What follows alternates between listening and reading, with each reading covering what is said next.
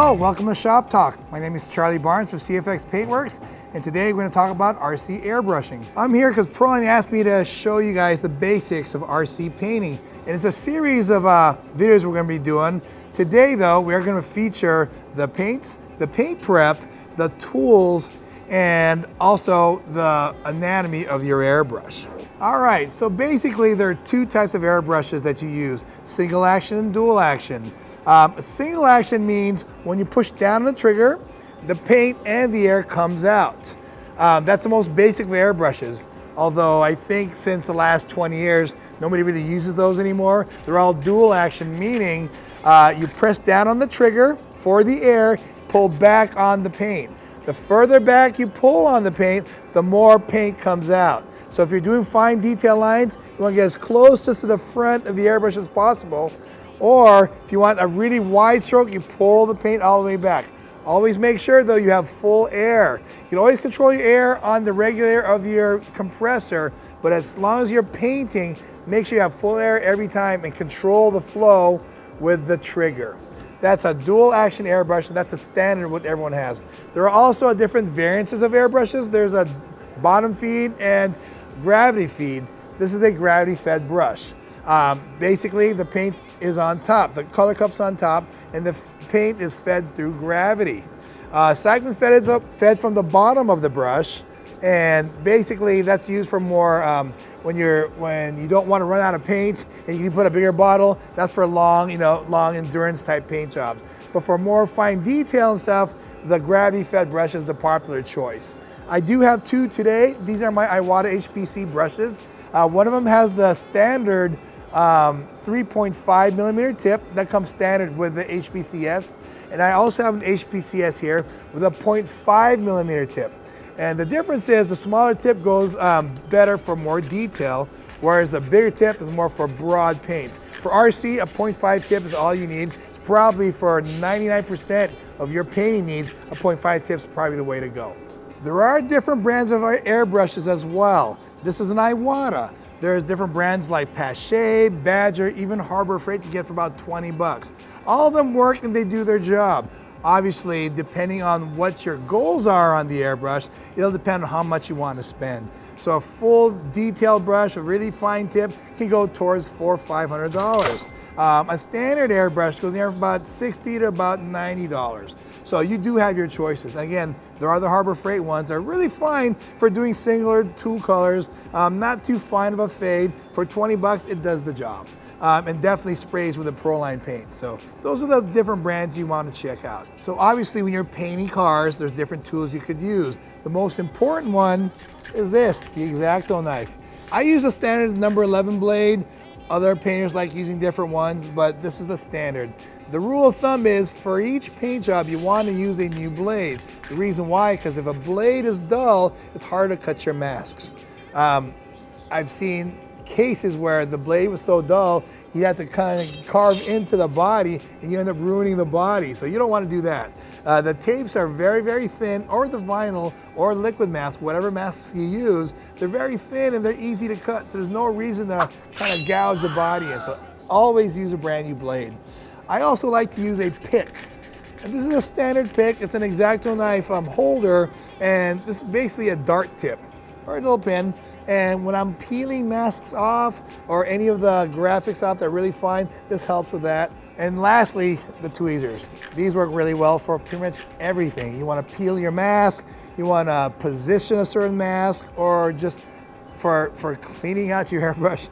The tweezers is very, very helpful. You want to have something that's kind of stiff too. You don't want the arms of the tweezer, or the fingers, I guess, to be too flimsy, or else you can't pick anything up. So it has to be pretty strong to pick stuff up. Not everybody does use this, but I use a mini tape measure because sometimes you want to make sure you know what size your graphic is and you want to put them on. So it's a good tool to have. This is a mini one you can get, again, at a local hardware store. I think it's a 6-foot one, so you don't need anything bigger than 6 feet, because I don't think we're painting anything more than 3 feet. So probably the most important tool you want to think about is your lungs, because if you can't breathe, you probably can't live, right? Or you can't live. I use a mask. This is an RZ mask, and what you want to use this for is, although they are water-based paints, your lungs don't absorb the paint. It kind of stays coated on there. So you don't want the particles to go into your lungs and coat that, because that can't be good. Just think about a smoker with tobacco stains all over your lungs. Same thing for paint. Paint just covers your lungs, and that can't be very healthy. So anything like an RZ mask or respirator, 3M makes a really good respirator. I've been using those for years as well. Those are the most important things to protect yourself. And maybe some people also like using goggles. I don't, because I'm not that close to the paint job, but for sure, use a mask to protect your lungs. As a matter of fact, today we are using a vacuum system on our vents and when we're painting. So all the paint will be vacuumed up, be sucked up all the way to the atmosphere and not in our lungs. So that's what we're gonna be using today. So you'll check that out when we start painting. So there's 3 types of masking you use to mask your paint job. Why would you use a mask? Well, if you want to do a solid color, that's fine. But when you start getting into the detail part, if you want to be fancy, or if you want simple pinstripes, you'd have to mask another part of the body off so you can change the color. There's 3 types of masks we generally use.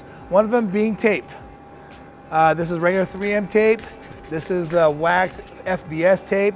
And there's regular masking tape you can get to. These all you can buy from a hardware store. These masks, the most traditional one, you put it on a body. If you want to have a solid color on there, you put it on the body, paint one color, peel the mask off or the tape, and paint another color, and you got yourself a second color. That's the basics of tape. Another way of doing it is liquid mask. I don't have a sample of that here, but liquid mask is basically a liquid that you paint on or spray on a body. You cut your designs out, you cut it out with an X-Acto knife, like so, and you peel off. Same technique, except a little bit more involved as far as the prep work for that. And lastly, vinyl mask. So these are pre-cut designs like this. This I designed off my computer, and I cut with my vinyl cutter off a plotter, and I cut the mask already, apply it onto the body, and peel and paint, peel and paint. So those are 3 types of maskings you guys use. Today I'll be demonstrating with the vinyl and with the tape. So you'll see how that's done today. So last but not least, an air source. What is an air source? Well, an air source is what you need to power, I should say power, to get your paint to flow through your airbrush.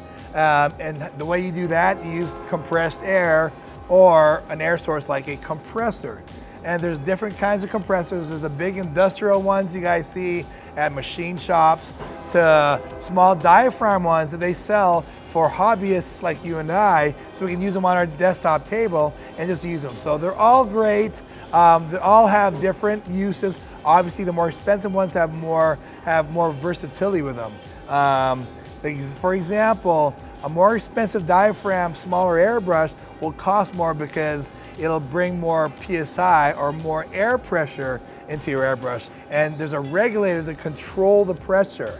All bigger compressors can do that, but some of the smaller ones don't. So depending on which model and which size you get will determine how much it's gonna be and how much adjustability you'll have on your compressor. In a second, you'll see my setup here. So depending on your budget, depending on how often you paint, will determine what kind of compressor you're gonna need. All right, now we're gonna talk about the Proline Paints.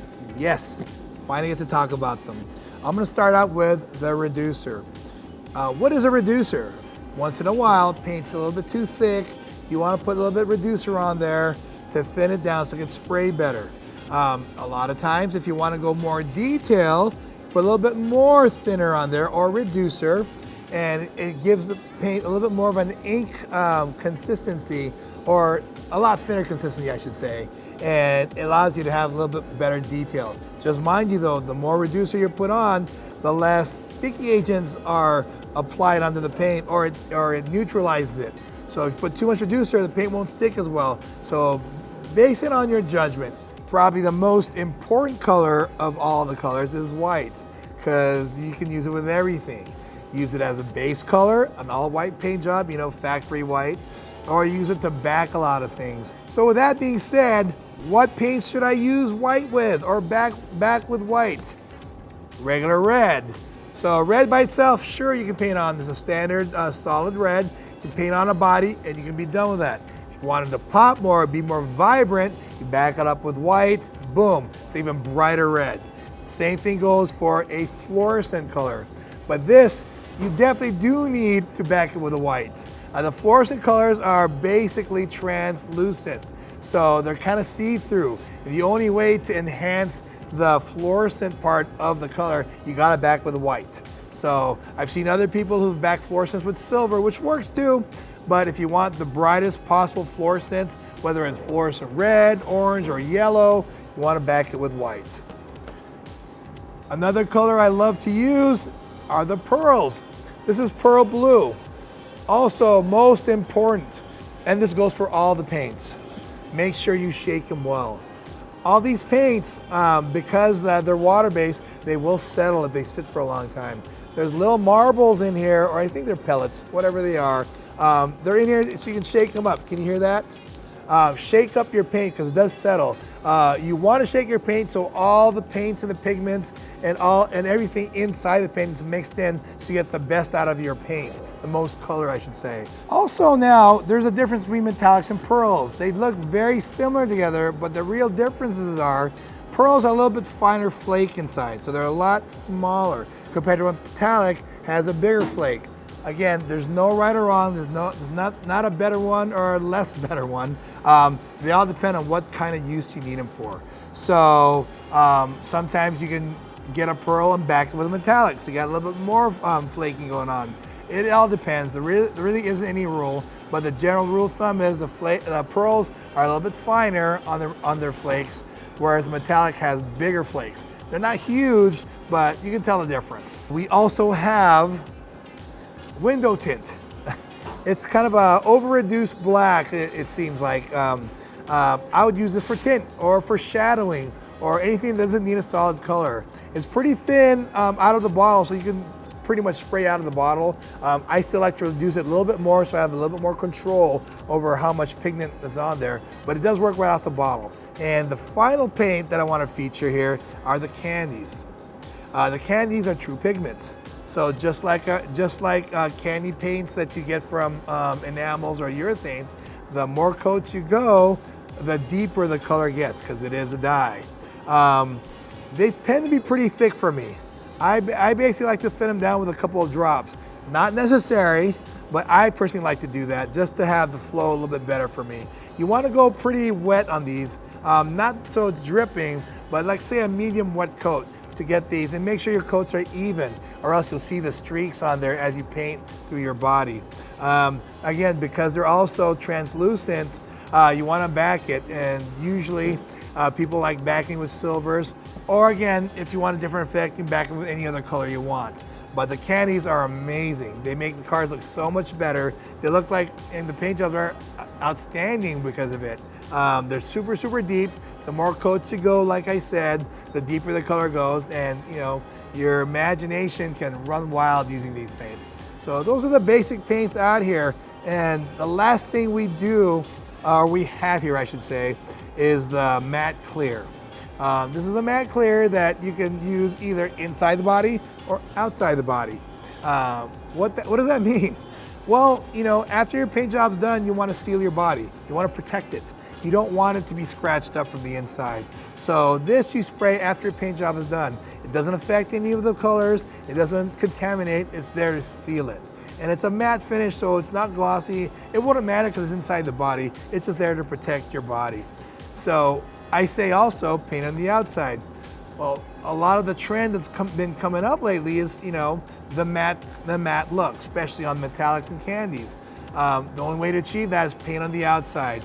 Sounds silly because these are RC car bodies, but for the effect you want to get, you want to paint that matte clear on that specific area or the whole body, depending on what you want to do, and you'll get that matte finish. It does protect the body, and if it scratches up, you can always paint again because it's not a glossy surface when it's painted. You're not going to see layers of paint. They'll just cover right up like it never happened. So matte clear, definitely used to seal your bodies, and it is nitro proof too. So all these Proline paints are amazing. You can buy them individually or in packs like over here. So they do have the candies, they have the fluorescents, they have different kits that you can buy separately, or again you can buy them individually depending on your needs. Buying direct from Proline or any local hobby shop that sells Proline products. They're a great kit and I stand by them. So make sure you get yourself a couple of bottles and try them out. All right, so I just finished prepping this Proline Rubicon body. It's a crawler body. Pretty cool detail if you ask me. I'm gonna start putting on the window masks first. And I'll explain to you what this is over here after. So I'm gonna start with a windshield because I like starting from the front and work my way towards the back. And again, because we're painting from the inside of the body, we're putting masks on the inside. And these are window masks. Why do we need to put these on? Because if you didn't put these window masks on and you paint the body, you're not gonna have any windows. And the good thing about this, all Proline bodies come with window masks pre-cut, so you don't have to cut it out yourself. What I like to do, I like to put them on one corner at a time and start from the bottom towards the top. Obviously for different bodies, there's different ways of doing them, but with this body, I'm gonna start from the bottom left corner, go all the way across and make my way to the top. Hopefully it lines up.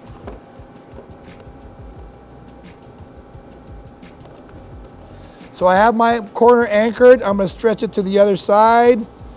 Looks like it matches pretty good here. So now that it's on here, I'm gonna get my finger and kind of squeegee it upwards, as you can see, and take all the air bubbles out. Lines up pretty good. So that's how I put on the window mask. I'm gonna do the rest of the window masks now, and I'll show you guys how to mask the body for a graphic.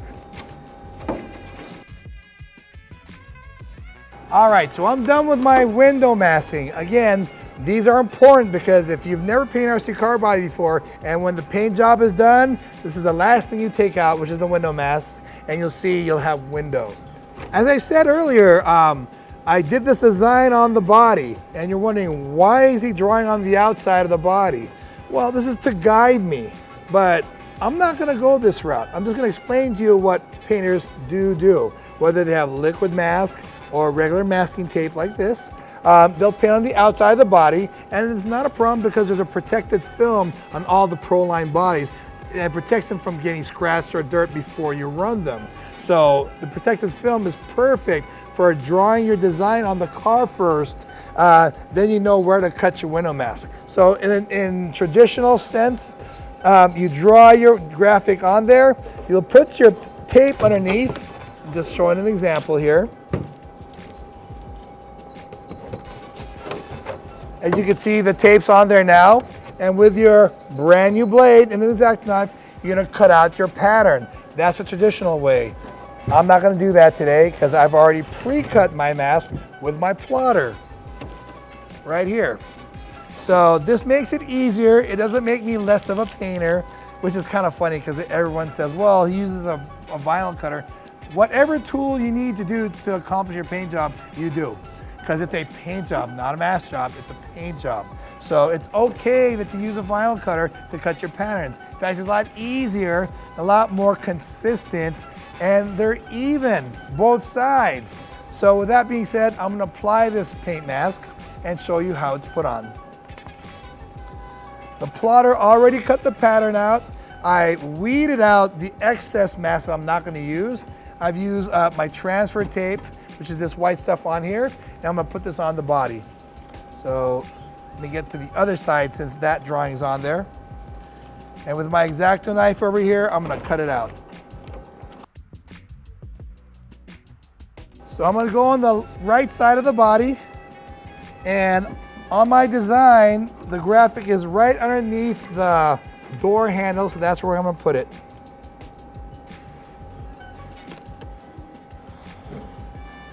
So it's right there, right underneath. All I gotta do is apply and rub it on there, flatten it out, take all the air bubbles out.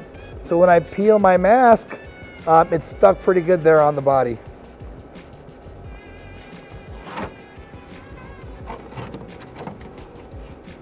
I did the masking pretty close. It could be a little bit longer for my liking, but based on not having the dimensions of this body, I took a guess, and I'm still pretty close. I'm still happy what it does. So now that I'm happy of how much of the mask is on the body, I'm going to peel the transfer tape off.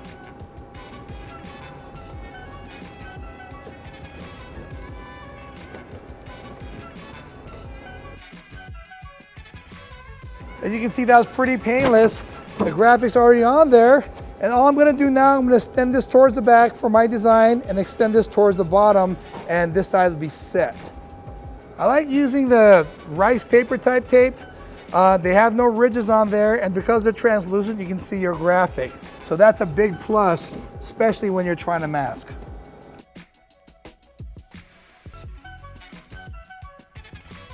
It's okay to overlap them because you can always cut them out as well with your X-Acto knife. So I'm just covering up the parts where I don't want paint to go on.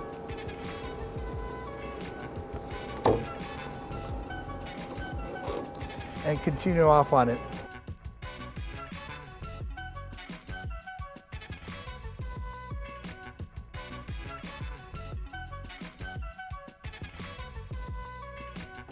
So I want to continue the mask design on there, so I'm going to draw with this Sharpie where I'm going to have it cut off.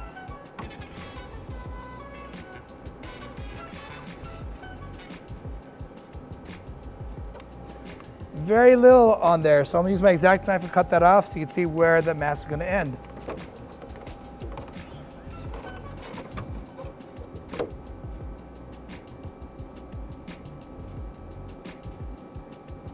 Remember, you don't have to press too hard on the X-Acto knife. With a brand new blade, it's super sharp, so very minimum pressure is needed. And you just go over the tape, follow your design. And with my pick here, I'm just gonna pick off the tape I'm not gonna use. Just like that. There you go. So I'm gonna finish masking the rest of this off, and you get to check out the rest of the paint job.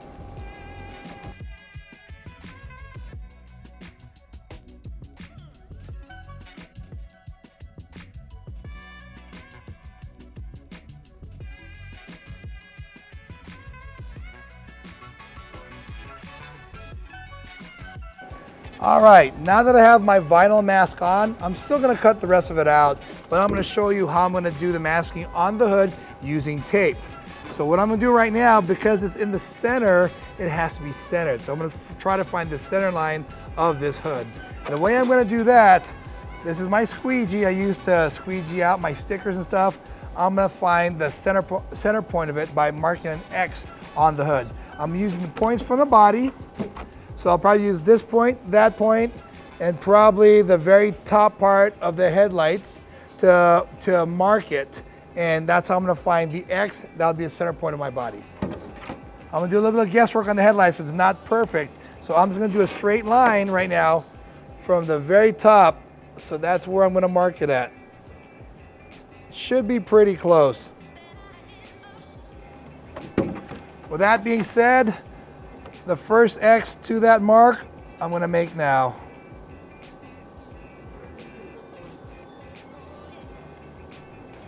The second one on the other headlight.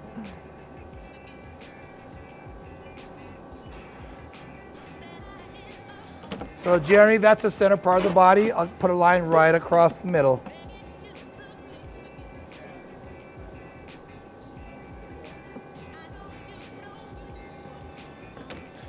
I had to move it off a little bit because the X wasn't exactly to the middle, but I think I got it here. So this is my center line right there. As you can see, and that's where I'm gonna mount the tape.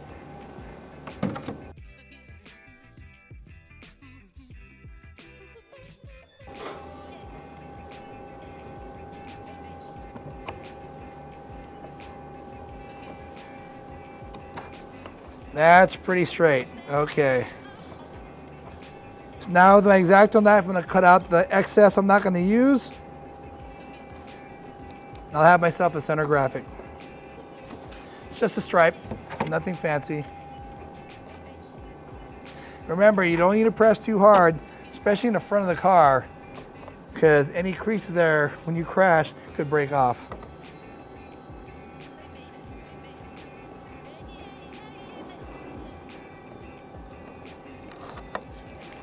There you go, my center stripe. All right, looks like the graphics are on there. I'm gonna go use a heat gun really quick. What the heat gun does to vinyl, not only does it soften it up, it helps it adhere and to mold into the body so there aren't any paint bleeds. So give me 1 sec while I do that.